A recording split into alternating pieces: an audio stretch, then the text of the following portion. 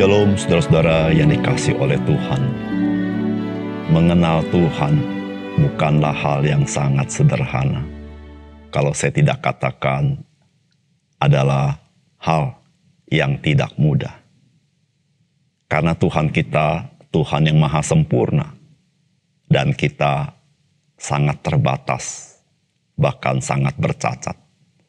Saudara, Tuhan kita adalah Tuhan yang maha kasih. Namun, Dia Allah yang maha adil. Dan kasih dan keadilannya tidak berbenturan satu sama lain. Dia Tuhan yang maha baik. Tetapi saudara, Dia Tuhan yang maha murka. Saudara, bagaimana kita bisa mengenal Tuhan yang ajaib seperti ini? Saudara, kita harus belajar firman dan dengan iman percaya kepada Dia. Salam jumpa dalam program Tuhan adalah Gembalaku. Ada orang bertanya, mengapa Tuhan Allah yang diperkenalkan di dalam Perjanjian Lama memiliki sifat yang berbeda dengan Tuhan Allah yang diperkenalkan di dalam Perjanjian Baru? Dalam Perjanjian Lama itu diperkenalkan Tuhan Allah yang maha dahsyat dan bisa murka dan menghukum. Namun dalam Perjanjian Baru Tuhan Allah itu sangat bersahabat dan penuh pengampunan. Saudara, itu yang menjadi kesan orang terhadap Perjanjian Lama dan Perjanjian Baru. Saudara, sebenarnya Tuhan Allah itu memiliki sifat atau atribut semuanya itu. Saudara, Allah itu maha kasih tapi Dia maha adil. Dia maha murah tapi Dia maha murka. Saudara, Ia adalah Tuhan Allah yang seperti itu. Namun saudara, agar kita dapat menghargai kasih karunia Tuhan yang dinyatakan dalam Perjanjian Baru secara khusus, meskipun dalam Perjanjian Lama juga Tuhan penuh dengan kasih karunia yang disebut dengan kasih setia, maka Tuhan menyatakan terlebih dahulu secara sungguh dan sering siapakah Tuhan Allah itu. Dia adalah Allah yang maha kudus. Tidak bisa orang sembarangan datang kepada Dia tanpa kekudusan. Sebab saudara, jikalau kita hanya mengenal kasih karunia Allah tanpa kita mengenal kekudusan Tuhan, kedahsyatan Tuhan, seperti api yang menyala itu, maka saudara, kita akan melihat kasih karunia Allah itu bagaikan barang murahan. Oleh karena itu saudara, ketika engkau dan saya membaca Perjanjian Lama, lalu engkau melihat kasih karunia di dalam Kristus dalam hidupmu, maka engkau akan sujud di hadapannya dan berkata, Tuhan, siapakah saya? Sehingga saya sebetulnya orang tidak benar, tetapi dibenarkan oleh Kristus dan saya boleh datang kepadamu. Itulah keajaiban Alkitab bagi kita. Mari kita membaca Ibrani pasal 12 ayat 18 sampai 29.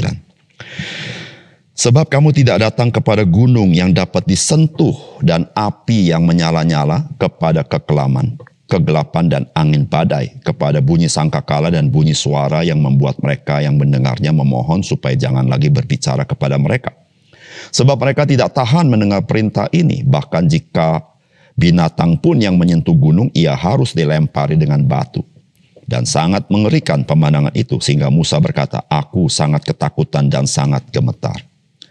Tetapi kamu sudah datang ke Bukit Sion, ke kota Allah yang hidup, Yerusalem sorgawi, dan kepada beribu-ribu malaikat suatu kumpulan yang meriah, dan kepada jemaat anak-anak sulung yang namanya terdaftar di sorga, dan kepada Allah yang menghakimi semua orang, dan kepada roh-roh orang-orang benar yang telah menjadi sempurna, dan kepada Yesus pengantara Perjanjian Baru, dan kepada darah pemercikan yang berbicara lebih kuat daripada darah Habel. Jagalah supaya kamu jangan menolak Dia yang berfirman, sebab jikalau mereka yang menolak Dia yang menyampaikan firman Allah di bumi tidak luput, apalagi kita jika kita berpaling dari Dia yang berbicara dari sorga. Waktu itu suaranya menggoncangkan bumi, tetapi sekarang Ia memberikan janji satu kali lagi, aku akan menggoncangkan bukan hanya bumi saja, melainkan langit juga. Ungkapan satu kali lagi menunjuk kepada perubahan pada apa yang dapat digoncangkan, karena Ia dijadikan supaya tinggal tetap apa yang tidak tergoncangkan. Jadi, karena kita menerima kerajaan yang tidak tergoncangkan, marilah kita mengucap syukur dan beribadah kepada Allah menurut cara yang berkenan kepadanya, dengan hormat dan takut.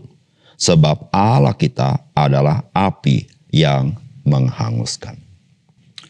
Saudara yang dikasihi oleh Tuhan, surat Ibrani hari ini mengingatkan kita bahwa pada masa perjanjian lama, siapakah orang yang dapat mendekati Tuhan yang Maha Kudus dan Maha Dahsyat? Meskipun orang-orang Israel mereka mendekati itu adalah gunung yang masih terletak di muka bumi ini, tetapi mereka mengalami kedahsyatan, ketakutan, kegentaran, karena adanya kehadiran Tuhan yang Maha Dahsyat itu, yaitu Tuhan yang Maha Kudus yang menghanguskan. Maka dengan itu penulis surat ini hendak mengingatkan kita sebagai orang percaya, betapa dahsyat yang kita alami hari ini.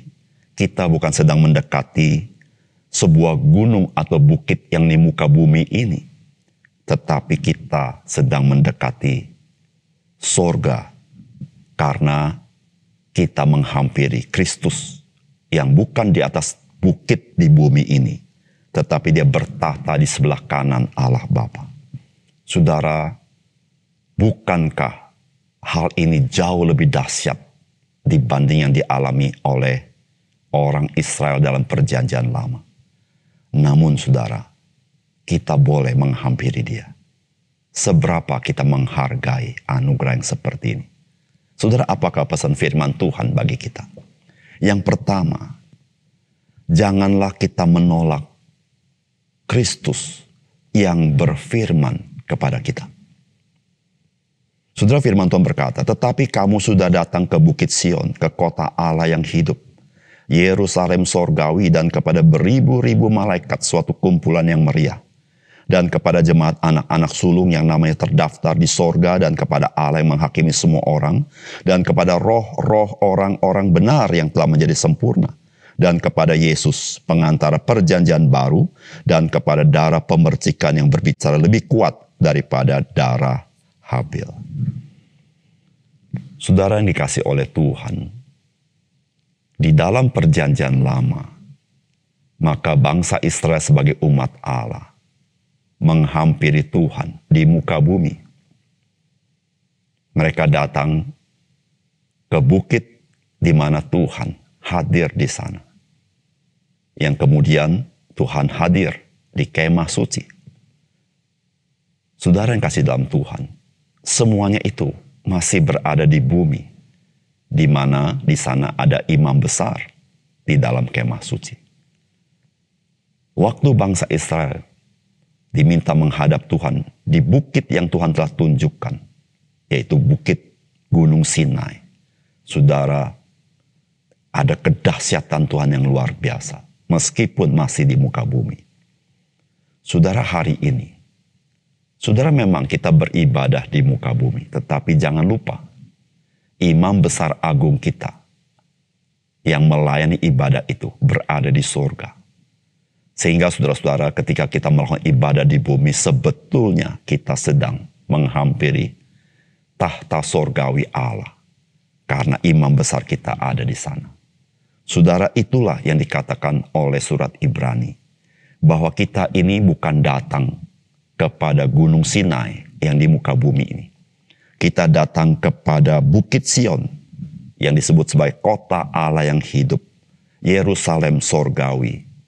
Beribu-ribu malaikat, kumpulan yang meriah, kepada jemaat anak-anak sulung yang terdaftar di sorga, kepada Allah yang menghakimi, kepada Yesus pengantara perjanjian baru, dan kepada pemercikan darah, yang berbicara lebih kuat daripada darah Habel. Saudara, ini berbicara di mana? Saudara, ini berbicara tidak lain dan tidak bukan. Bukan yang di atas bumi, tetapi di sorga. Saudara, kita seringkali lupa ketika kita datang di dalam ibadah. Saudara, meskipun kita masih di bumi, tetapi kejadian yang sesungguhnya adalah sifatnya sorgawi. Kita sedang menghampiri tahta Allah yang sorgawi itu. Dan kita dipimpin oleh seorang imam besar agung yang membela kita, pengantara kita melalui pemercikan darahnya, yaitu Yesus Kristus. Saudara, disitulah saudara-saudara, surat Ibrani ingin memberitahukan kepada kita.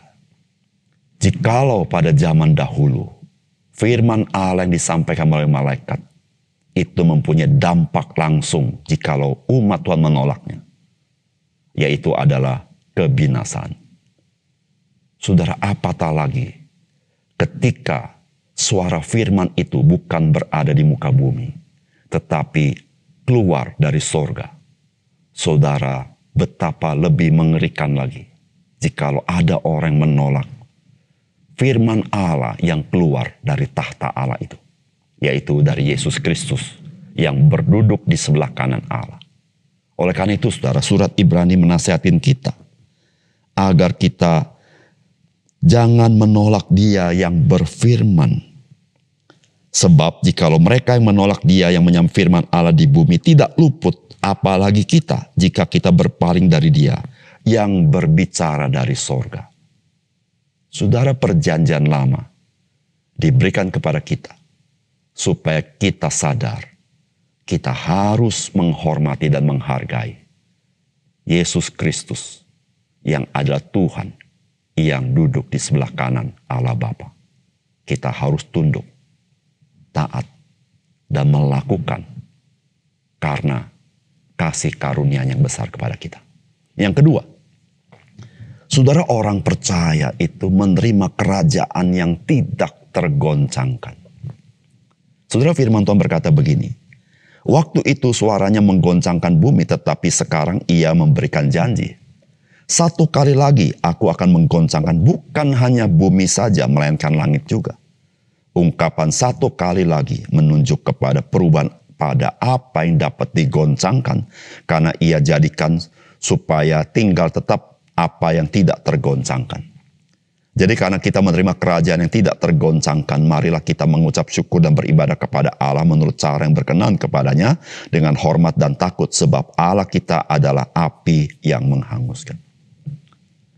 Saudara, kita hidup di dalam dunia ini dan kita melihat bahwa dunia ini secara alam semesta tidak ada perubahan yang signifikan, bukan? Dunia ini kita melihat begitu teguh dan begitu berjalan sebagaimana seharusnya. Matahari tetap terbit di sebelah timur, tidak berpindah ke sebelah barat untuk terbitnya, dan selalu tenggelam di sebelah barat, dan besok pagi dia akan timbul kembali di sebelah timur karena perputaran. Saudara yang kasih dalam Tuhan, kita harus ingat akan firman Allah bahwa dulu Tuhan pernah menggoncangkan bumi dengan air bah. Dan lalu ada pelangi mengingatkan Tuhan tidak lagi akan menghukum dunia dengan air. Tetapi jangan lupa, Tuhan juga berfirman, satu kali lagi aku akan menggoncangkan.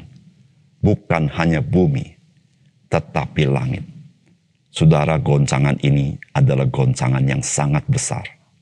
Yang saudara kita bisa membacanya dalam surat atau di dalam kitab Wahyu. Saudara, goncangannya amat dahsyat. Dan saudara-saudara, orang-orang yang di muka bumi akan masuk ke goa dan minta supaya goa itu meruntuhkannya. Kenapa? Karena melihat murka Allah yang sangat dahsyat itu. Saudara, apa maksud firman Tuhan berkata itu kepada kita? Saudara, firman Tuhan berkata, kita orang percaya, kita harus bersyukur kepada Tuhan. Karena kita adalah kewargaan sorga, yaitu kerajaan yang tidak tergoncangkan. Karena Allah dia bersemayam di situ. Tidak ada apapun yang dapat menggoncangkannya. Dan kita adalah kewargaan daripada sorga itu. Saudara, itulah nasihat firman Tuhan kepada kita. Supaya kita menghargai anugerah Tuhan. Karena satu kali bumi dan langit akan digoncangkan. Tetapi kerajaan Allah itu tidak pernah tergoncangkan. Saudara, disitulah firman Tuhan berkata, jadi karena kita menerima kerajaan yang tidak tergoncangkan, yaitu di dalam anugerah Tuhan, kita berada di dalamnya. Marilah kita mengucap syukur dan beribadah kepada Allah menurut cara yang berkenan kepadanya dengan hormat dan takut. Mengapa? Sebab kita harus tahu Allah yang kita sembah, dia sebetulnya adalah api yang menghanguskan. Saudara, jikalau kita tahu itu, maka kita mengerti, jikalau kita bisa datang kepadanya tanpa binasa, tetapi kita datang di dalam keselamatan yang Tuhan berikan. Saudara, kita adalah orang beruntung. Kenapa? Karena Tuhan berbelas kasihan kepada kita. Memberi kasih karunia itu kepada kita. Bahkan dia memberikan kita berkat-berkat sorgawi. Damai sejahtera sorgawi dalam hidup kita. Saudara, mari kita mencintai Tuhan Yesus dalam hidup kita. Karena di dalam dia, kita menerima segala berkat-berkat rohani yang dari surga bagi kita. Mari kita berdoa. Bapa di surga, terima kasih untuk kebenaran firman Tuhan. Biar firman Tuhan mencelikkan mata rohani kami. Kami orang percaya masih tinggal dalam dunia, tapi satu kali bumi dan langit akan digoncangkan karena murka Allah. Tetapi kami berada di kerajaan yang tidak tergoncangkan. Biarlah kami menjadi orang-orang percaya yang selalu beribadah kepada Tuhan dengan rasa syukur. Karena ibadah kami meskipun di bumi ini, tetapi sesungguhnya terjadi di sorga bagi kami karena Kristus. Terima kasih Tuhan. Dalam nama Tuhan Yesus kami berdoa.